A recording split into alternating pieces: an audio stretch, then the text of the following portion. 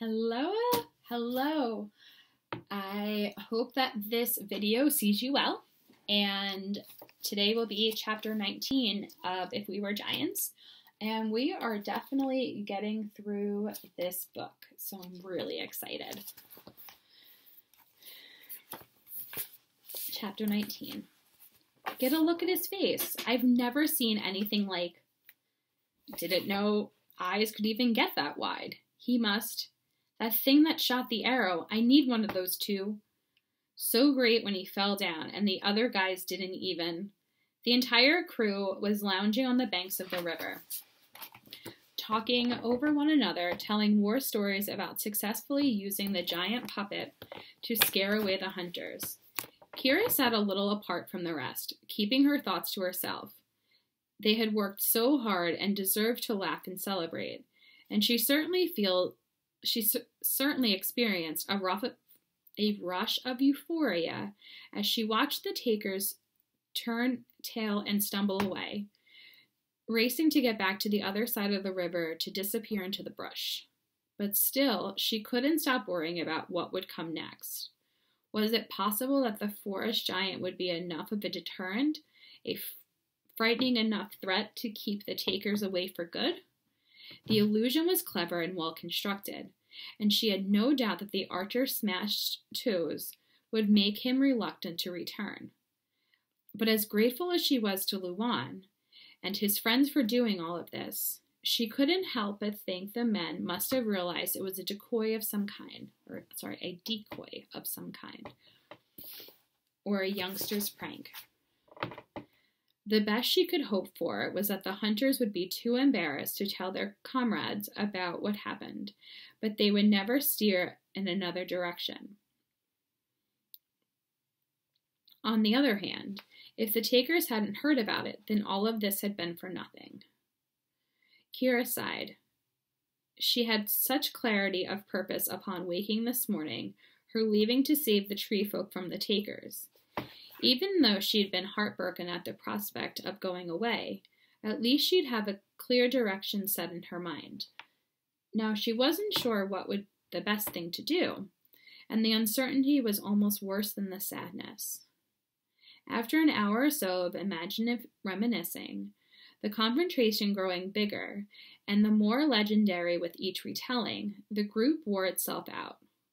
Luan and his friends load back against the riverbank, hands clasped behind their heads as they gazed up at the sky. "Look at those clouds," Mozan said. "Finally, you think the rain will start tonight?" "Tomorrow at the latest," Kari said. "Those hunters are going to be soaked unless they can get back to wherever they came from, and fast." Luan laughed. "Did you see how quickly they were trying to escape the mighty and great forest giant? They must be miles away by now." Kira hoped so. The group went back to studying the sky. After a while, Makina spoke up. "This is the longest dry spell I can ever remember in my entire life." "Your entire life? What are you, about 5 years old?"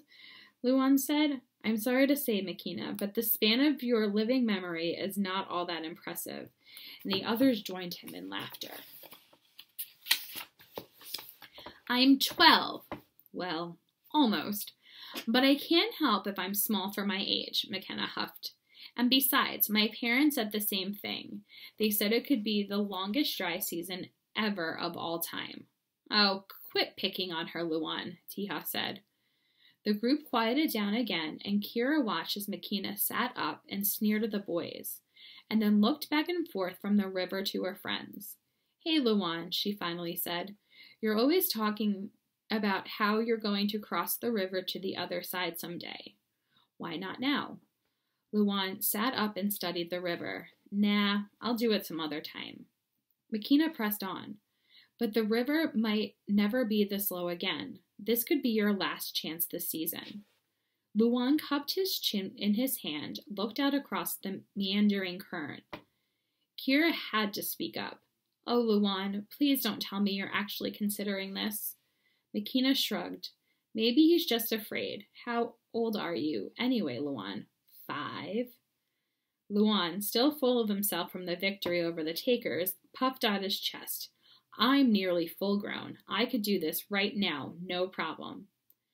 Bet you couldn't get across and just touch a single tree on the other side. Stop it, Makina. Tiha shook her head. I agree with Kira. Don't do this, Luan. There's no need. Luan jumped to his feet. You know what? Sometimes you don't need a reason to do something amazing, he cried, and ran full tilt toward the river. Kira gasped and put her hand over her chest. Her first instinct was to jump up and run after him, grab him, and drag him back to safety of their little group, but she knew that was useless. As always, Luan was going to do what Luan was going to do. So all she could do is sit there and watch as he splashed into the river and started chugging forward, first in water up to his knees, then his waist, finally his chest. When he got almost to his shoulders, Kira could tell he was struggling to keep his footing. That boy is crazy sometimes, Curry shook his head. Tiha scoffed. That boy is stupid sometimes. Kira watched in silence as Luan got smaller with distance, his head bobbing up and down as he were jumping off the riverbed to keep himself above the surface. Out in the middle, it must have been so deep that he couldn't touch it all, because he just started swimming, pumping his arms and legs ferociously as the current pushed him downstream. Kira hadn't realized that she'd been holding her breath until Luan got past the middle, close enough to the other side that his feet had found the bottom once more, and he was straining forward, waiting until the water was back down to his chest, his waist, and finally his ankles.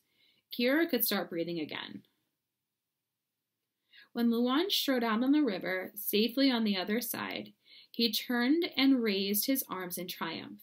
His friends stood and applauded him, whistling and cheering. Makina cupped her hands around her mouth and shouted, Remember, you have to touch at least one tree. The forest over there was sparser, a collection of stunted trees and scraggly brush. Kira wasn't sure if Luan could hear Makina or not, but in any case, he ran up to the riverbank, slapped a tree, and turned back to the group to raise his hand again. A huge smile on his face reveled in accomplishment. That's when two monstrous men, clad in leather, dashed out from behind a tree line, grabbed Luan roughly by each arm, and dragged him into the bush. Holy moly! All right, that was chapter 19 for today. I will see you later. Bye.